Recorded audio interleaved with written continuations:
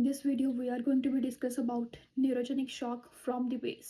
Nervous system जो होता है वो नेटवर्क ऑफ नर्व्स और नर्व सेल जो कि सिग्नल सेंड करते हैं to and from the brain and spinal cord to the rest of the body.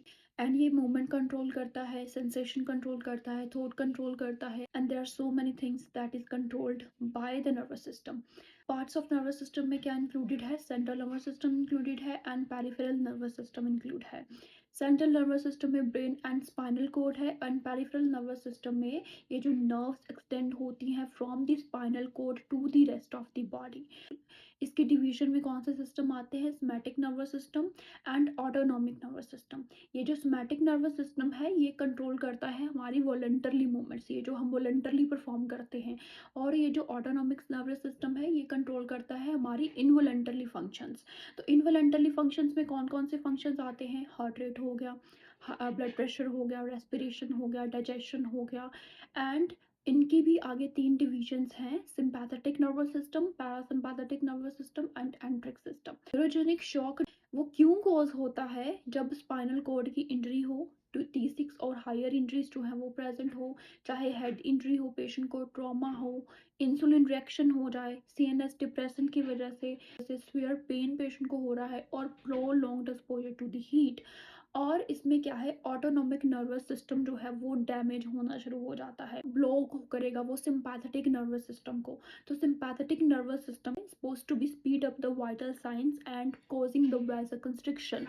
Vasomotor tone होती है उसको रेगुलेट करता है, तो ये जो ब्लड वेसल्स के डायामीटर होते हैं उसको रेगुलेट करता है और वाइटल्स को स्पीड अप करेगा, वैसोकंस्ट्रिक्शन जो है वो करवाएगा।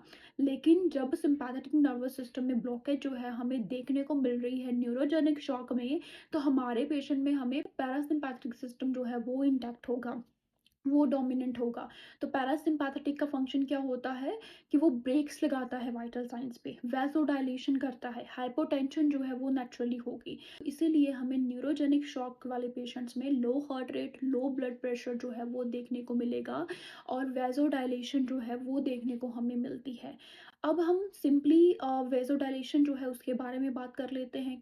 वेसल्स जो है वो वाइड और रिलैक्स होती हैं, जैसे एक वाटर पाइप का डायामीटर जो है अगर वो इंक्रीज हो तो उसमें से धीरे धीरे पानी जो है वो निकलता है, तो वैसे ही जब ब्लड वेसल्स जो है वो वाइड एंड रिलैक्स होती हैं तो परफ्यूजन जो है वो डिक्रीज होनी शुरू हो जाएगी।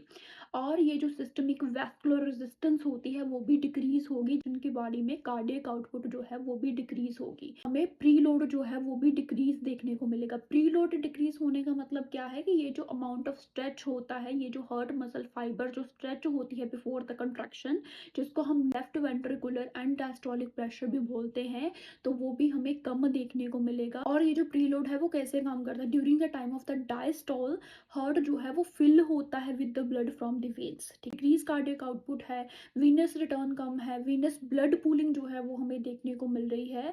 तो जब ब्लड पूलिंग होनी शुरू हो जाएगी, ब्लड जो है वो रुकना शुरू हो जाएगा, तो हीट जो है बॉडी लूज करना शुरू कर देगी। एक्सट्रीमिटीज जो है वो वार्म एंड ड्राई होनी शुरू हो जाएंगी, लेकिन बॉडी जो है वो कूल होगी न्यूरोजेनिक शॉक में। बाकी शॉक से क्या है, यूनिक साइंस हमें इसमें देखने को मिल रहे हैं। तो लो हार्ट रेट होगा, लो ब्लड प्रेशर होगा, स्किन जो है वो कूल और वार्म पिंक ड्राई एक्सट्रीमिटीज जो है वो होंगी क्योंकि वैसोडाइलेशन हो रही है, पूलिंग हो रही है, और पेशेंट की बॉडी का टेम्परेचर जो है वो डिक्रीज होना शुरू हो जाएगा। हाइपोथर्मिया पेशेंट में हमें देखने को मिलेगा। अब ट्रीटमेंट की अगर हम बात करें तो airway breathing circulation is the number one priority. जब भी इमरजेंसी केसेस जो है पेशेंट्स के आते हैं कि इमोबिलाइज स्पाइन करते हैं, अगर कोई भी ये जो स्पाइनल इंजरी है वो प्रेजेंट हो तो, और हमें अपने पेशेंट का एयरवे ब्रीदिंग सर्कुलेशन जो है वो मेंटेन करते हैं। स्पाइनल स्टेबलाइजेशन वो क्यूट स्पाइनल कोड इंजरीज में हम क्यों करते हैं? ताकि हम फर्दर इंजरीज जो है उसको प्रिवेंट कर सके। लोग रोलिंग कर लो पेशेंट की, सर्वाइकल कॉलर्स जो है वो हम यूज़ करते हैं, बैकबोर्ड्स जो है वो इमरजेंसी डिपार्टमेंट्स में यूज़ किए जाते हैं। तो spinal cord injuries are the separate topic. और अगर हमारे पेशेंट में रेस्पिरेटरी फेलियर प्रेजेंट हो तो उनते हैं इमरजेंसी रिससिटेशन रूम्स में पेशेंट को इंटूबेट भी किया जाता है। इनका हमारा मेन गोल यही होता है कि हम अपने पेशेंट की टिश्यू परफ्यूजन जो है वो मेंटेन करके रखें। तो ये जो मीन आर्टीरियल प्रेशर होता है वो हमें 85 टू 90 mm ऑफ मर्करी जो है वो मेंटेन करके रखना होता है। अब हमारे लिए प्रायोरिटी क्या होती है? स्पाइन इमोबिलाइजेशन तो प्रायोरिटी होगी ही होगी अगर कोई स्पाइनल कोड इंजरी के साथ पेशेंट आएगा। लेकिन हमारे पेशेंट को हमने आईवी नॉर्मल सेलिंग फ्लूइड जो है वो देना होता है, ताकि पेशेंट का ब्लड प्रेशर जो है वो इंक्रीज हो सके। फ्लूइड वॉल्यूम के डिक्रीज होने से ब्लड प्रेशर जो है वो डिक्रीज इस केस में नहीं हो रहा है, तो इसीलिए फ्लूइड वॉल्यूम ओवरलोड का रिस्क जो है वो पेशेंट को हो सकता है। तो हम कॉशियसली उसको क्या है एडमिनिस्टर करेंगे। एज प्रिस्क्राइब्ड हम अपने पेशेंट्स को वैसोप्रेसर्स देते हैं। Vasopressors are the separate topic, कभी उसको भी हम डिस्कस करेंगे। पॉजिटिव आइनोट्रॉप्स हम पेशेंट्स को देते हैं, डोपामाइन, एट्रोपाइन देते हैं। क्यों देते हैं? क्योंकि हार्ट रेट जो है अगर पेशेंट का बहुत ज़्यादा डिक्रीज हो तो उन केसेस में हम अपने पेशेंट को एट्रोपाइन मेडिकेशन जो है वो देते हैं। और एज ए रजिस्टर्ड नर्सिस हम अपने पेशेंट का बॉडी टेम्परेचर जो है वो क्लोजली मॉनिटर करेंगे। इमरजेंसी डिपार्टमेंट में हम अपने पेशेंट को फॉलिक कैथेटर जो है वो भी डालते हैं, ताकि हम यूरिन आउटपुट जो है वो पेशेंट की ट्रैक कर सकें। और अब हमने इसमें ये चीज़ पढ़ी थी कि हमारे पेशेंट में ब्लड पूलिंग जो है वो हो रही है, तो उन केसेस में हॉस्पिटल केयर सेटिंग्स में जब डीवीटी प्रोफिलैक्सिस हम यूज़ करते हैं, उसमें range of motion, compression, stockings patient को बोला जाता है कि आपको क्रॉस लेग्स जो है वो नहीं करनी है।